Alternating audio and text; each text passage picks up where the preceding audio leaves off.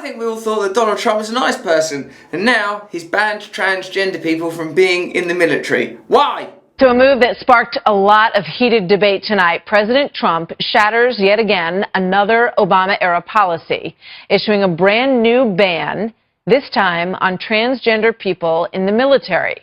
The president this morning tweeting that he will not allow transgender individuals to serve in any capacity in the U.S. military. It's interesting that we exist at a time where a transgender person in the military, Chelsea Manning, has had a huge global impact on the way we see American foreign policy. So it's sort of as if the sort of awareness around transgender identity is a sort of a growing awakening of human beings and individual identity, our right to define ourselves however we see ourselves.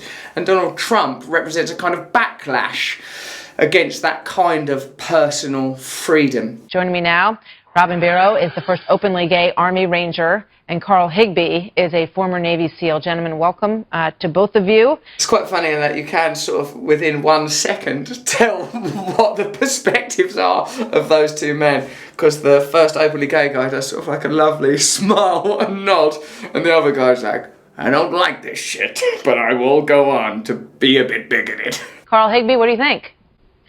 Well, I think that sometimes we make personal choices that affect our career opportunities, and this might be one of those cases. The first thing I want to address here is, look, the military's job is to put bullets in bad guys. If you think adding an additional variable like transgenderism, whatever that is... Oh, mate, he's doing a roll call of insensitive things to say. Firstly, he thinks there's an objective thing called badness and that you should shoot people for it. Secondly, he denies the category of transgenderism. If you can answer the question honestly, how does adding transgenders to the military help us defend the United States of America? I'm happy to have that conversation, but the fact is that it doesn't. Well, here's some data to try and get in a conversation with that bloke. There are 15,500 transgender men and women currently serving in US military operations throughout the world, so this affects loads of people. Trans men and women have been serving the military without incident since 2016. All right, it's not caused any problems in the year and a half since it's been happening. The policy allowing open transgender service was thoroughly vetted by military commanders and experts before implementation. So it's an odd thing to reverse because it's probably difficult to get it done in the first place. The ban further stigmatises a group who are more likely than the general population to be military personnel despite facing widespread discrimination.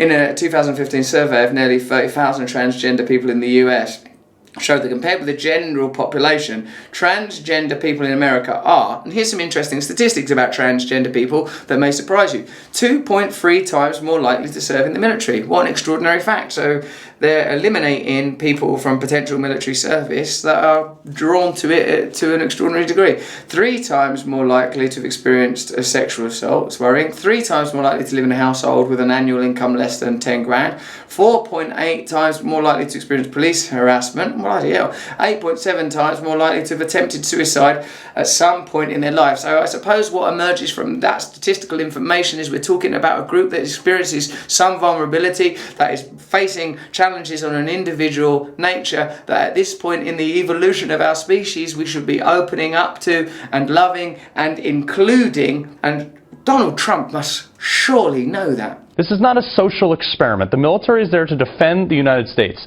not anything else. Right-wing people, I do sort of sometimes quite like them as entertainment, you know, because like, this is not an experiment. Well, what is it then? What is going on? You know exactly what you're doing. I mean, the more you learn, thanks to, in fact, Chelsea Manning, a transgender person in the army, the more you know that foreign policy and military action is indeed an experiment, that there's no such thing as bloody targeted specific strikes. You can't missile a person with any specificity, that the whole thing, no one knows what's going on, no one knows what anyone's doing. Look at the Trump administration, it's absolute bloody chaos. So like when there is an opportunity for just some sort of basic humanitarianism, jump all over it. Look, transgenderism is not an actual thing. It's a mental dysfunction. You are born a guy or you're born a girl. Period. Isn't ultimately all this complexity, all these various ideas, all brought up by the Trump administration, like this sort of fear, like this stirring up of like, oh my God, what's going on with this crazy guy?